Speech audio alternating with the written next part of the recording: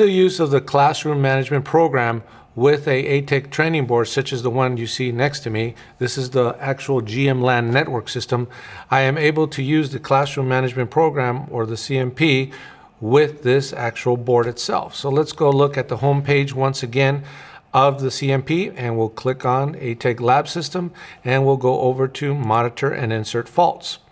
Now, as we look at this menu, please note that this is actually found on page 60 to 61 in the actual manual. So again, page 60 to 61 will find this information.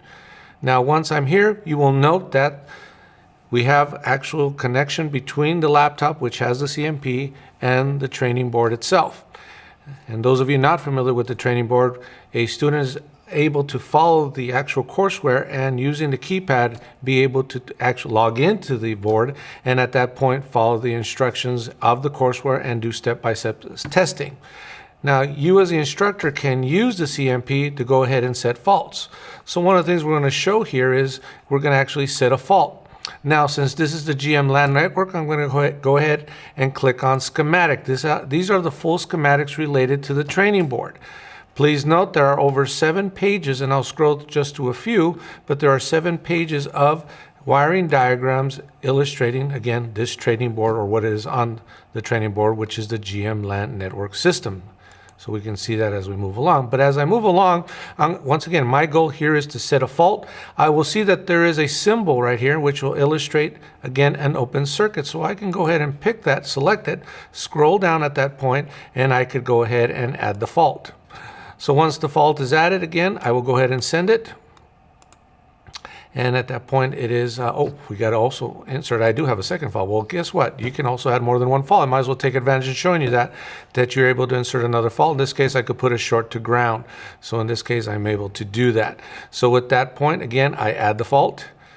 And I could add other more faults. So I guess what I'm trying to illustrate here is you can do more than one fault in the circuit itself. At that point, once again, I select it, and therefore I'm going to go ahead and send to all connected GM-LAN networks and send the faults. So here you could see that on this training board I have put an open, a short to ground, and also another hard open on, again, which is number 43. So therefore we can set it, and the student could go ahead and you can follow their progress. Now once those are entered, I could add more if I so choose, and again you can follow the wiring diagram to actually add or subtract or eliminate certain faults as well. So great tool to use while the student is actually working on the board themselves, and you can also monitor their progress at that point. But all we're just trying to show you is how you can add one or more faults to an existing ATech training board. Now, once you have connected the classroom management program to an ATech training board, such as, once again, the one that I have behind me, there are some COM port settings that you may have to keep in mind. Now, all this information for setting can be found between page 61 through 63. Now, what I do is I click on the ATech Lab System and I click on Monitor, Insert Faults, and there you'll be able to see the COM settings. So you can click on the COM setting, and for those of you not actually fluent in networks or understanding how communication takes place between these boards, please keep in mind there will be a number. So if I have a series of boards connected, at that point I'm going to see various different numbers. But it is important to understand that there is many connections possible in setting up the main laptop or computer that has the CMP manual that communicates with the training boards themselves. So please note, contact your IT manager due to the fact that there could be network switches and other proprietary connections, not to mention security that might be in your system at your respective location. So again, please refer to page 61 through 63. Within the ATech Lab System, we are connected once again to the training board that is behind me or to the side of me. We are actively communicating between the CMP and this unit themselves, and it is inferred that the student is performing exercises.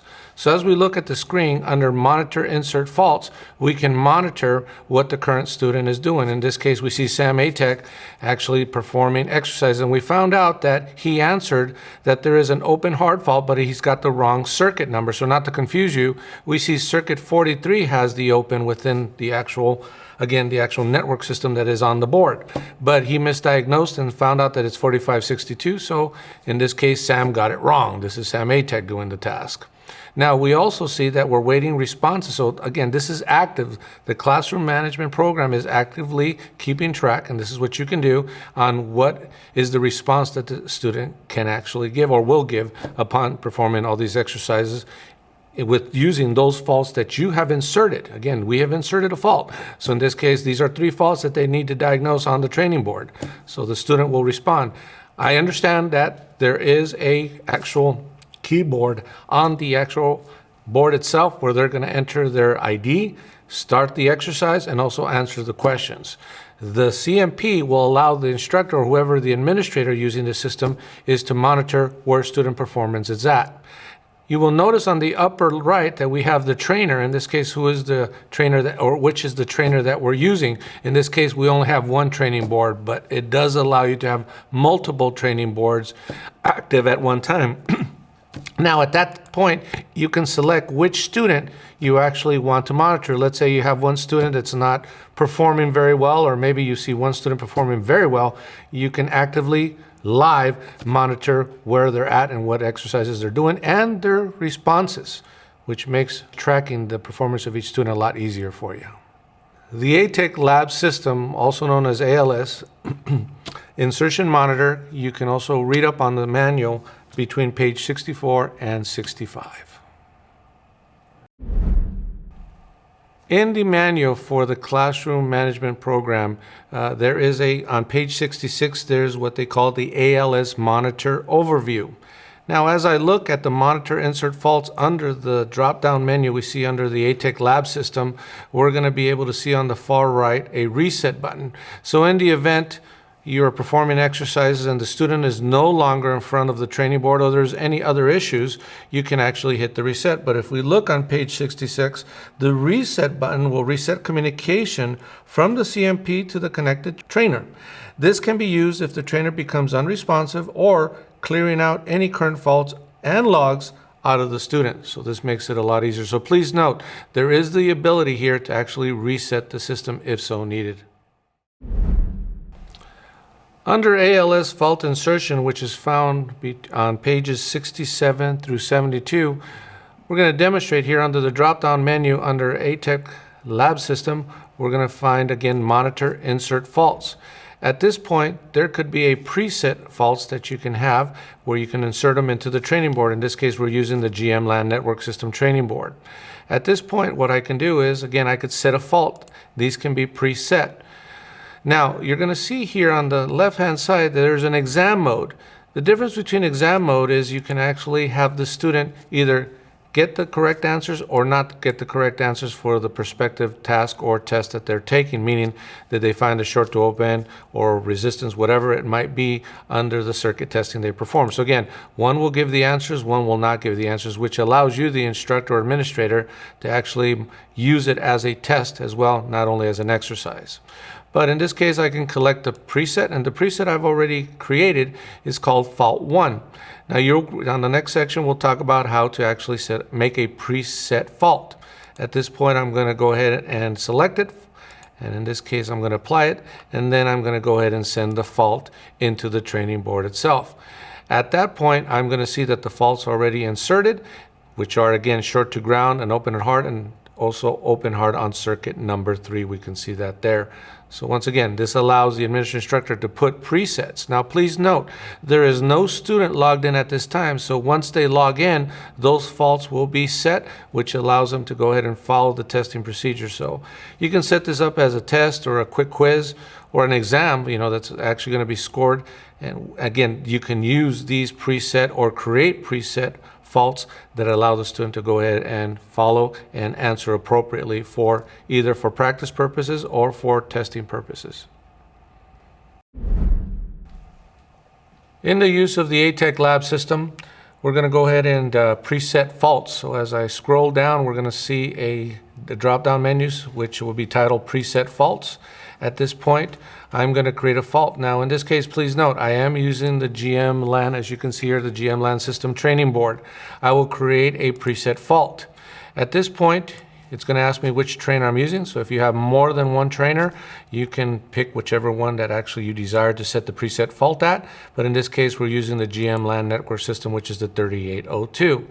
At that point I select, but now I'm going to give it a name. In this case we're going to call it fault number 5, for example, or fault 4. But in this case we're going to call it fault 5. Now we can add a fault at this point, but we can also use the schematic we showed earlier, but in this case I can select fault.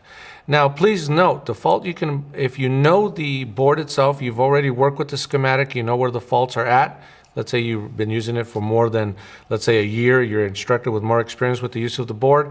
In this case, you're going to see the various different circuits that offer the fault. But what's unique about this, for example, I could put an open here for circuit 540, and you're going to notice here we actually have the ability to make it a hard fault, meaning it's always there, or challenge the student where it could be intermittent. In other words, it's open at times and not open at times. You can select that on-off time. In this case, it could be a quick intermittent problem or a slow intermittent problem, by again putting the time that it's on and also the time that it's off to create an actual real life scenario where there is an intermittent problem. So once again, you can change in seconds the time that fault can be present. This is very unique to challenge the more advanced students for the simple fact that they need to understand where is the open at, especially if it's a very intermittent problem. And when we say it's intermittent, it's like saying how big is a rock, because it could be very fast or very slow. So in this case, very important to understand. At that point, you can save the fault, and at that point, that goes into your list of available faults that can be preset and can be selected when you actually have the students working on the actual training board itself. Presets faults can be actually found between pages 73 and 76 in the manual.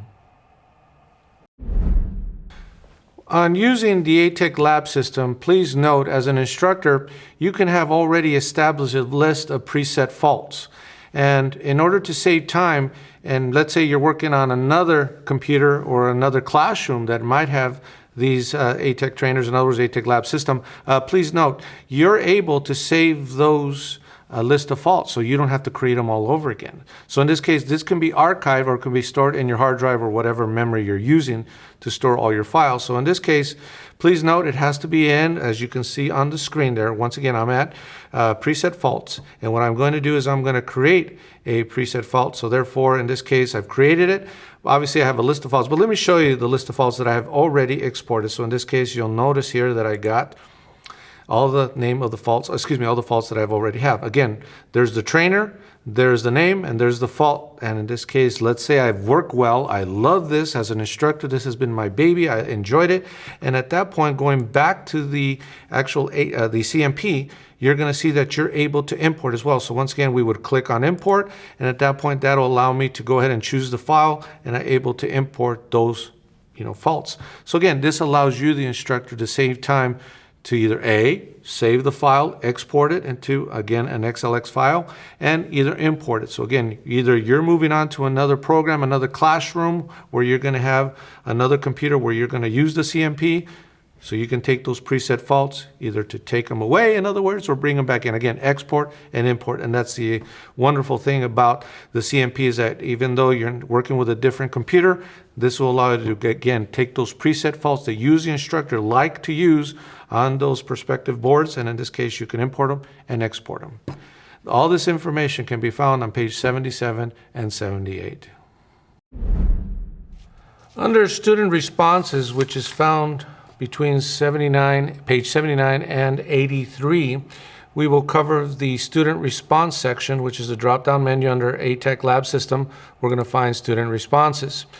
This is a good tool for the instructor or administrator who actually needs to track progress for either evaluation purposes or even conference purposes, and understand where the student is at, whether his performance is not so great or it's actually very good, his performance. So you can evaluate both good sides of a student's progress. So in this case, we'll notice we have the date, the trainer that's being used, the class, and the student ID number.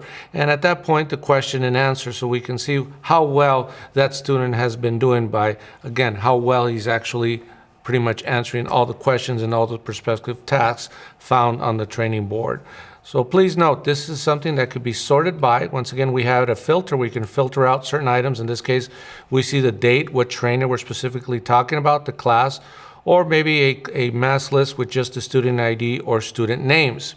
At that point, it could be sorted by date, and as you can see on the drop-down menu, all the various other subsections that are available, again, which experiment, student name, and so on. So again, please take time to practice with this in order to create reports that are necessary for, again, evaluation purposes or conference purposes. Again, this is a nice tool to have, especially for that instructor that needs to have a good documented performance of each student's performance on those training boards.